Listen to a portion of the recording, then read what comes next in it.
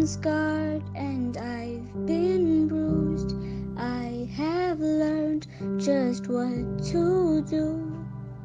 I need to leave my past behind me. I need to look to the future. No matter what will come, no matter what I've done, I know just what to do. And that's all because of you. To the resident subscribers, to the new subscribers, to people that aren't even subscribed, to people that bumped into us accidentally, we welcome you. Thank you for joining us. My name is Z Mavumengwana and welcome to You OK. You OK is a YouTube channel that seeks to address mental health concerns, have self-development conversations, and perhaps bring other people to share stories with us and how they've done life so we can copy from one another and cultivate our maps and modify where we need to in an attempt to journey back to our places of being okay. Welcome, welcome, welcome. We're glad that you're here. Today we've got a bit of a heavy topic, but I think you're used to it now that we don't swim on the shallow side. So with the people of the deep end, and this is our co-buddy that swims with us on the deep end, and we are jumping straight there today. As you can see on the screen, we've got a bit of a heavy one for the people that are personally affected, and that is grieving for the one that you never met. And we're going to be taking lessons from early parental loss. There's a whole different bunch of instances where you can grieve for a person whose memories are very vague, or you have forgotten them, or you don't even have those memories to begin with. But for the purposes of today, we are just going to isolate it to people that lost their parents early or never even met their parents. I thought this is significant when I reflected and watched our grief videos that we've been doing recently. You know, a while back we had Papa Mama Kalima, who did mom grief with us, and just recently we had Kusera Jury, who is a colleague of mine, that came to share lessons from miscarriages.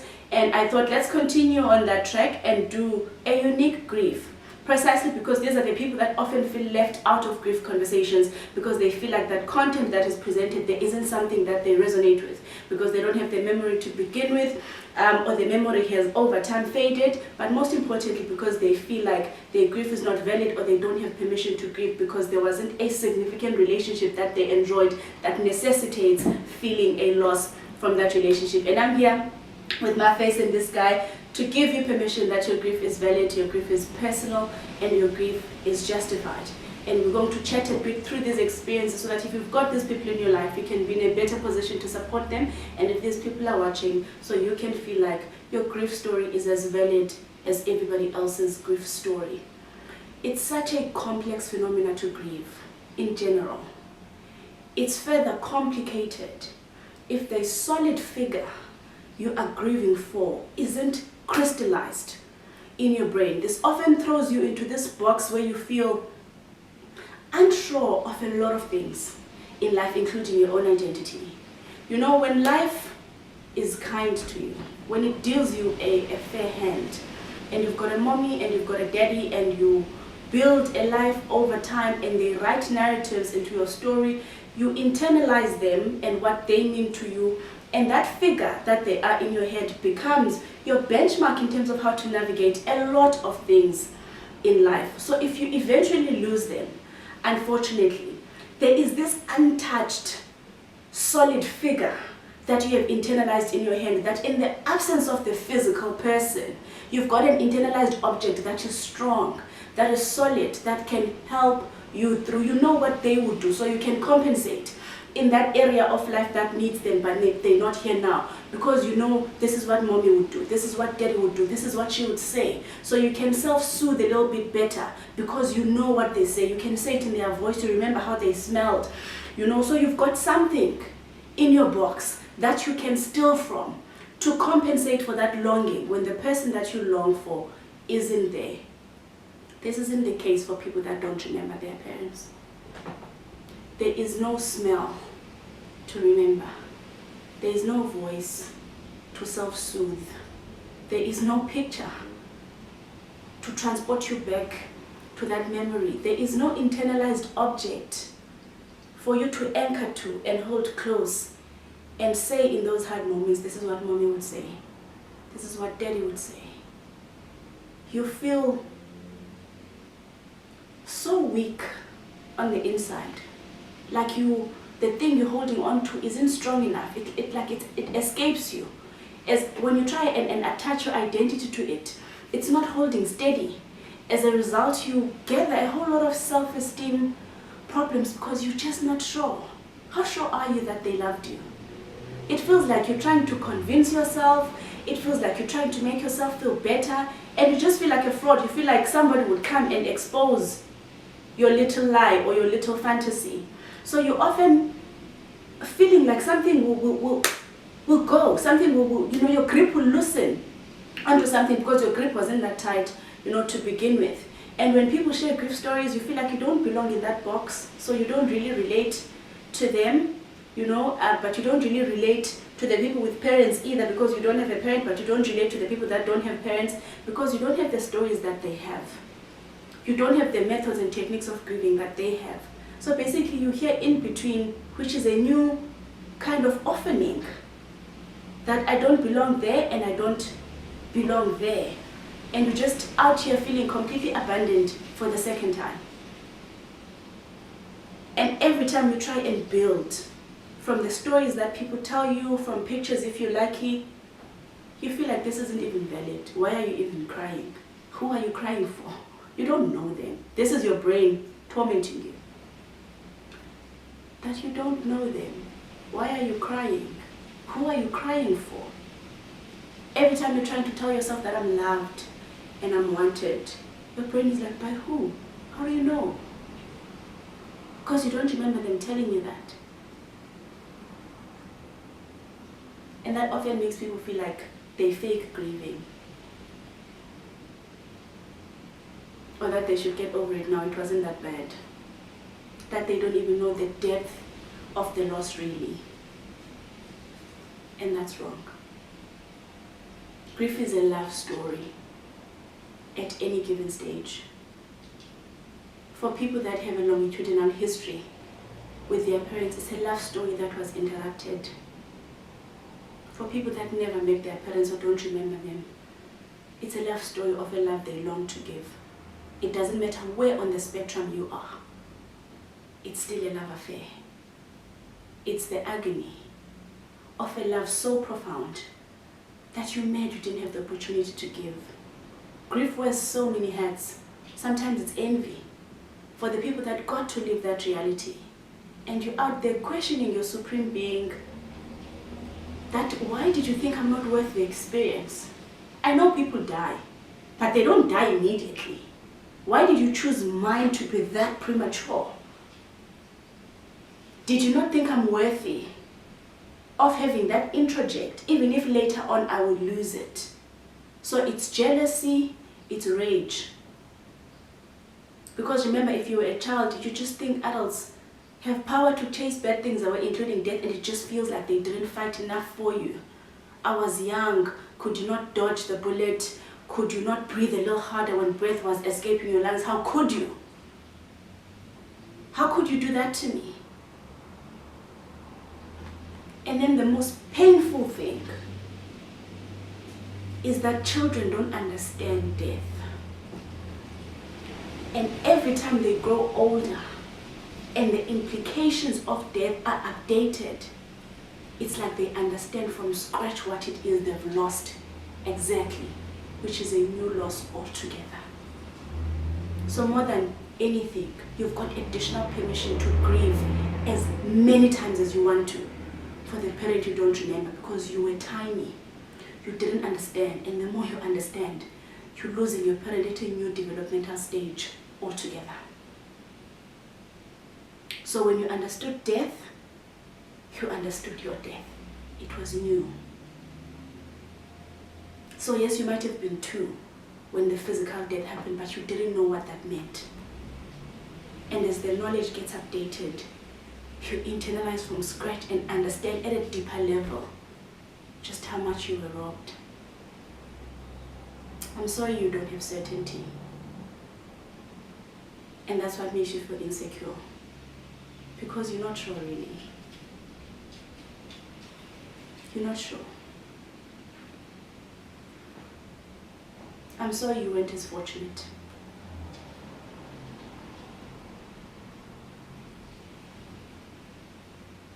you're allowed to hurt over it. It's justified. You lost so much, so early. You didn't even get a chance to mourn. You were young. You couldn't even share with the other people in the house the pain. Not only did you lose your parent, you lost the opportunity to be pained over it. You get to do that for the rest of your life if you want to. This sense of, I'm not sure of anything on the inside, isn't your fault. The people that seem to have it, they were better trained by their parent before they departed. You have a harder job. You have to teach it to yourself. And I know that's not fair, but that's the hand you've been dealt. Gather some adults to echo in a new voice. I know you lost that voice. Be brave to pursue alternatives. If you lost mommy, who is a maternal figure, that can give you a maternal message when you need it the most. If you're an adult now, take over the reins. What did you need that you did not get? So you can begin to reparent yourself and take over the role of the parent that unfortunately passed away. What do you need from them? What would you rather they said? And rationally, let's think, how best do we give you that now? You've spent all your early life longing for it. You can give it to yourself now. When do you need them the most? And why is that? You know, one of the coolest things that we often do in psychology, it sounds weird when you don't need it, but it's super helpful to the people that need it, is to sit in sessions sometimes as them to yourself. It's profound because you get to hear what it is they're longing to hear from that person. So when you're graduating, you can say, I'm proud of you to yourself. You can write them a letter. Hi Dad, how's things on the other side? I did good today. I'm longing to hear that you're proud of me. That is grief. Grief is longing, an endless longing for an experience you can no longer have. But we can transition to that feeling state using something else. Using their clothes. If they were a biological parent to you, I hope they left, some genetic evidence. And death can't take that away from you. That you look in the mirror and you're like, I am my mommy's child. Whether I remember that or not. Absence of memory does not remove facts. A thing that happened, even if you don't remember. And if they were not a biological parent, I hope you can keep them in deed and acts and mannerisms and behavior. I have this friend of mine whose dad liked to wear a beret. So, and when she's wearing a beret, it's like you summon your inner daddy and you're like, yes, I'm showing up as my dude. You can have a parental experience, even if you don't have a parent. Death has already taken a lot away from you. It doesn't have to take away your grief story as well. Grief is personal because relationships are personal. Don't shy away from taking the stories from those that remember and building a narrative of your own. So if you were young but there were people that were older, what did they like to say? How did they like to dress? What did they like to cook? And you can give yourself a parental experience. That's the beauty of being an adult, taking over the reins. To say to your little one, hey, I got you. I know mommy died, and that was very lonely. I'll be your adult company now. I'll parent you when you need parenting. I'll be your childhood friend when you need. And I'll be your supervisor when you need. That's the beauty of adulting. Taking over the adult responsibilities that your heart needs, to give them to yourself when you need them the most. So things that you never got to do when you were small because of your deceased parent, do them. You couldn't be dropped off at school, couldn't be watched at a netball game, couldn't go on holidays. Take yourself on holiday. Don't even take nobody with. Go on your own and be the kid that touches everything. Children grow up when they get what they need. And the same applies for the child in you. You won't feel childlike and abandoned forever. Give the child in you what it needs. And watch it grow up to be an ally to you. Listen to him or her. What is she looking for? Protection from my mom. Affirmation from my mom. No, pain is even more pronounced at times when you feel small and vulnerable and you need a strong person to cover you. And this is how we begin to semblance new relationships of trustworthy adults. This is when you rope in a therapist to co-adult with me. And you build a parental umbrella for yourself because you're in a position to now. It's okay to miss them. It's okay to need them. You're not fake grieving. Your grief is not fake. You're not pathetic for crying over a person whose face you don't even remember. It's the agony of knowing no matter how badly you need to, you'll never have that image again. You get to cry over that. You get to cry over the helplessness. That no matter how desperately I need just one more second, it's not going to happen. You get to throw a tantrum over that. Because sometimes that's all people need. Just 1 second back, just one.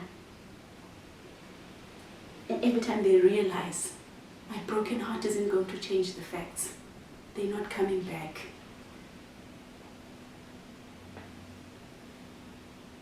And that paralysis is worth crying over.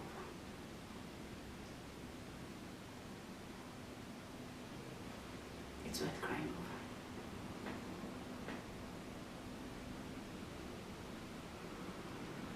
You were unlucky. Life and death are supreme and sovereign, completely out of our hands.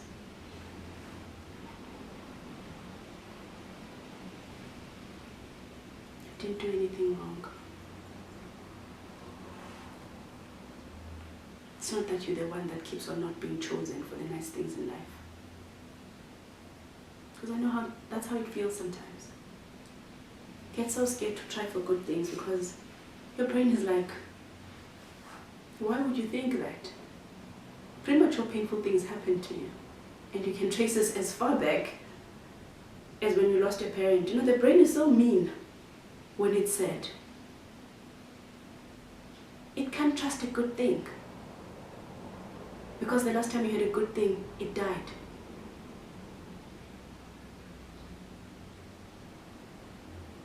And every time something bad happens to you, it's like, yeah, of course that would happen to me.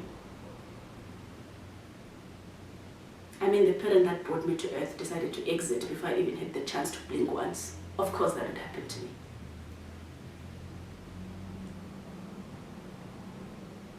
It's not true. If they could have fought death, I'm sure they would have. Speaking as a parent myself. That's the last thing any parent would want to do. They didn't abandon you. They didn't abandon